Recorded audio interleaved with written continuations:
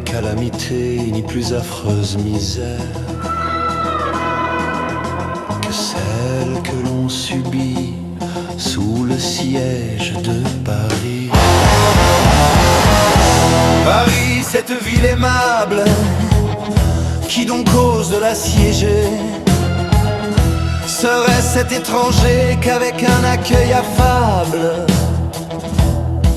elle admettait dans son sein, oui, c'est lui son assassin. C'est d'accord avec l'infâme, celui qui livra Sedan, Bonaparte le tyran, ce gredin sans cœur ni âme, que la Prusse avec ardeur accomplit notre malheur. Lors du fameux plébiscite, sans tout ce qu'on veut et oui, on n'aurait pas aujourd'hui cette guerre tant maudite. Paris qui n'y est pour rien, à cette heure en souffre bien. Que de chagrin, que de peine pour un moment d'abandon. Si l'on avait voté non, la France républicaine pour l'instant ne serait pas dans un si triste embarras.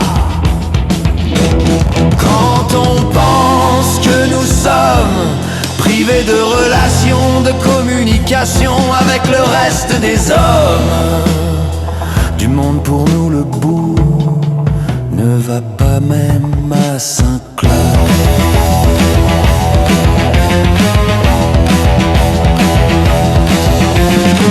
Quand le ballon nous emporte dans tous les départements, des lettres pour nos parents, jamais ils ne nous rapportent les réponses, ce qui fait qu'on en est très inquiet. Nous n'avons de leurs nouvelles qu'au moyen de nos pigeons, mais des Prussiens, les faucons, les chassent à tire-d'aile. Sur 10, il en revient 2, on le voit, c'est très chanceux. L'aspect de toutes nos rues est lugubre, car hélas, on a supprimé le gaz, même avant 1h indue. Et les magasins le soir font vraiment du mal à voir. D'ailleurs, toutes les boutiques n'ont plus rien d'étalagé, à part chez le boulanger, c'est en vain que les pratiques chercheraient quoi que ce soit. On n'a plus même de bois, car dans cet horrible siège, on est bien privé de tout, mais de chauffage surtout, et sur nos toits blancs de neige, l'hiver en signe de deuil vient étendre son linceul. Un jour une pauvre mère privée de bois de charbon attend la distribution, une journée tout entière dans ses bras cruels et froids. Son enfant est mort de froid. On a vu dans les tranchées des soldats de froid périr. Ils préféreraient mourir d'une mort plus recherchée vis-à-vis de l'ennemi en défendant le pays. Et nos pauvres ménagères attendent en pataugeant souvent 3 heures durant pour obtenir d'ordinaire un pot-au-feu de cheval, ce brave et noble animal. C'est en pleurant qu'on le mange et l'on n'en a pas toujours. Il arrive bien des jours que par force l'on s'arrange d'un plat qui n'est pas très gros, de riz cuit avec de l'eau. Des êtres rapaces, gens rougis mais des marchands, exploitent les pauvres gens, jugés aux valeurs audaces. Ils vendent un mauvais chou jusqu'à des 6 francs 10 sous.